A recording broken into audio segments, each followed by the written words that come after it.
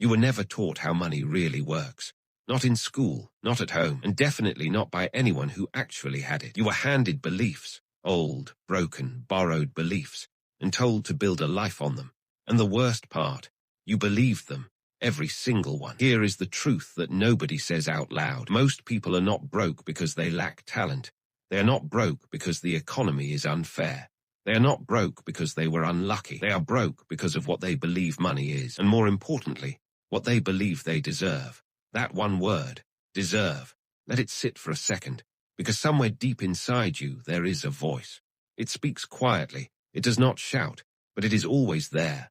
And it says things like, people like me don't get rich. Money is for other people. I'll never be good with money. You probably never said those words out loud, but you lived by them every single day, without even knowing it. That is a money mindset. And yours has been running your financial life like a hidden program you never installed, but could never delete. Now here is where it gets psychological. Your brain does not care about your goals. It cares about your identity. What you believe you are, not what you want, is what determines every financial decision you make. Every time you overspend, every time you undersell yourself, every time you watch opportunity pass and do nothing. That was not laziness. That was identity. Your brain protecting the version of you it knows. The question is, who taught you that version? Think about the first time you heard the word money in your home. Was it said with stress, with anger, with silence? Was it something fought over, something whispered, something that made the room feel heavy? Because your nervous system recorded all of that. It built a story, and that story became the invisible wall between you and financial freedom. This is not motivation. This is neuroscience. Your relationship with money started before you ever earned a single dollar.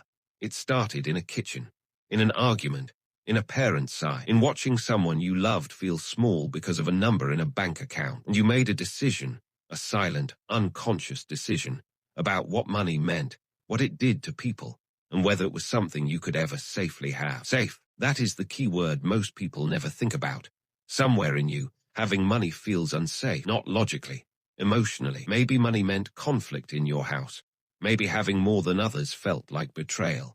Maybe success felt like it would change you, and change felt dangerous. So your mind made a deal with itself. Stay small, stay safe, stay known. And every financial struggle you have had since then has just been that deal being honored.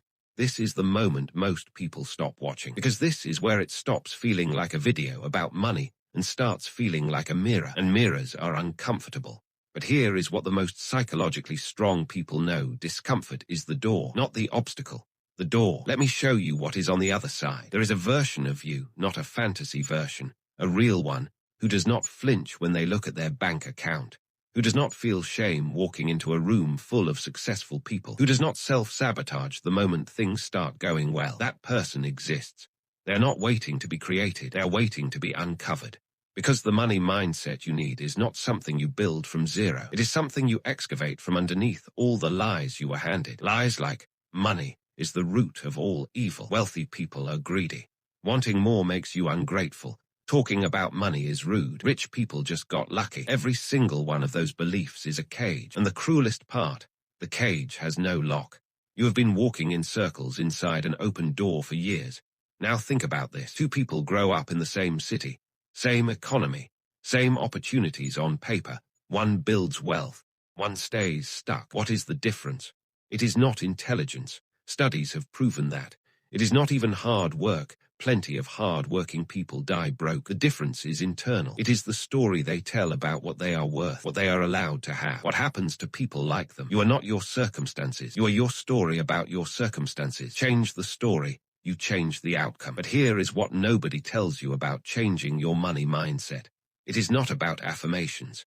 It is not about vision boards. It is not about reading one more book or listening to one more podcast. Those things can open a window. But to truly shift, you have to face the moment the belief was born. You have to go back to the kitchen, the argument, the silence, and you have to look that memory in the eye and say, that was their story, not mine.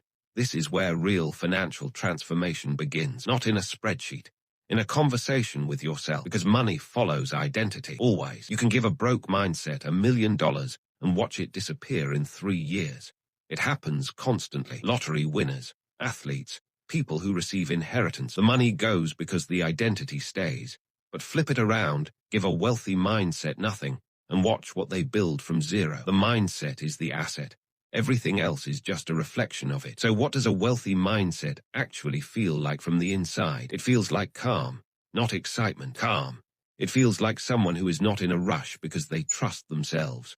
It feels like someone who can say no to what does not serve them, even when the money looks good. It feels like someone who invests in themselves without guilt, who charges what they are worth without apology, who can sit in discomfort and not make a desperate decision. That calm is not arrogance. It is self-trust, and self-trust is built one moment at a time.